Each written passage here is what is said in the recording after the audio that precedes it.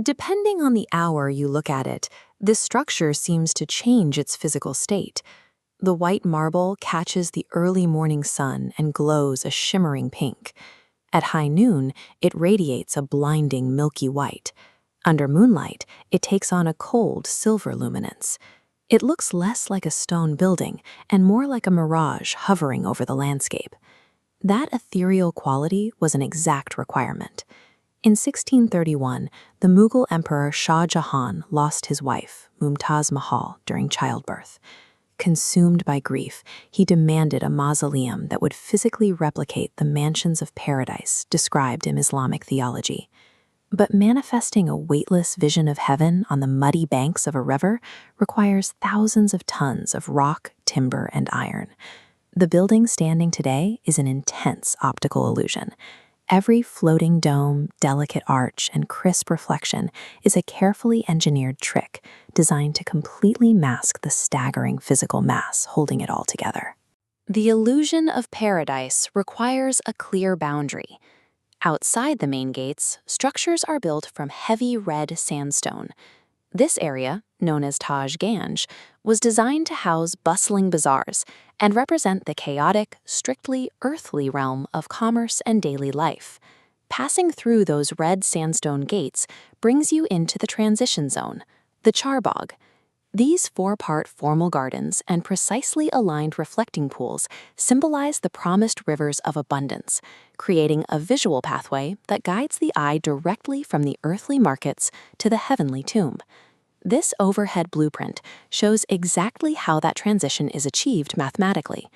The entire complex is anchored by strict cardinal alignment and perfect bilateral symmetry.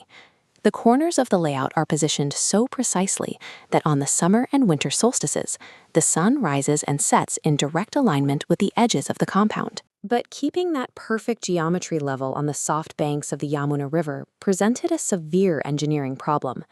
To keep the immense weight of the marble tomb from sinking into the mud, engineers had to excavate the site and sink a network of deep, colossal piles, filling them with lime, rubble, and stone straight down into the river's water table.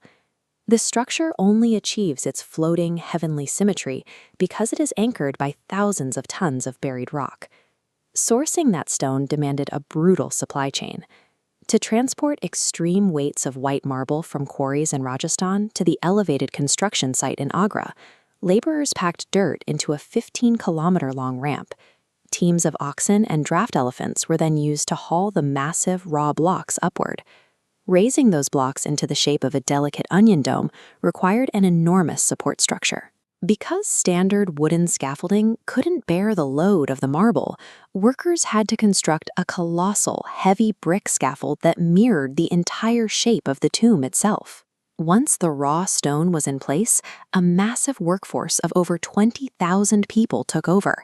The emperor assembled a board of specialists from across the globe, dome designers from the Ottoman Empire, architects from Persia, and stonecutters from Baluchistan to execute intricate details on an industrial scale. They utilized a technique called pietra dura to decorate the walls. Artisans ground down 28 types of semi-precious stones imported from Tibet, China, and Sri Lanka, inlaying them directly into the solid marble to create flawless, vibrantly colored floral motifs. The mausoleum appears fragile and effortless by design, but that delicate finish is the direct result of a 22-year marathon of grueling, heavy industrial labor. That finish survived the collapse of empires, but it is currently losing a war against modern chemistry. Today, the complex is frequently choking on severe air pollution and acid rain, a byproduct of heavy industry and oil refining operating in the surrounding region. The toxins in the air react directly with the porous stone.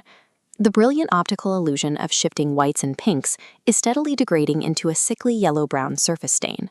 And looking at this cross-section of the basin reveals a severe structural threat. The Yamuna River's water level is dropping. A decline of groundwater threatens to dry out the timber and stone foundations laid in the 17th century, and recent inspections have found stress fractures appearing at the base of the surrounding minarets. In response, the Indian government established the Taj Trapezium Zone, a protected area covering over 10,000 square kilometers that strictly limits local factory emissions and bans heavily polluting vehicles near the complex. To reverse the surface damage, preservationists rely on an unusual microsolution. They apply thick packs of Fuller's earth, a highly absorbent mud, directly onto the walls. As the wet mud dries and cracks, it acts like a sponge to draw out deep toxins, peeling away to restore the marble's original color. It took the Earth's heaviest materials and decades of raw labor to construct a flawless vision of the afterlife. 4 centuries later, it takes constant human intervention and the application of wet earth to keep that vision from collapsing under its own weight.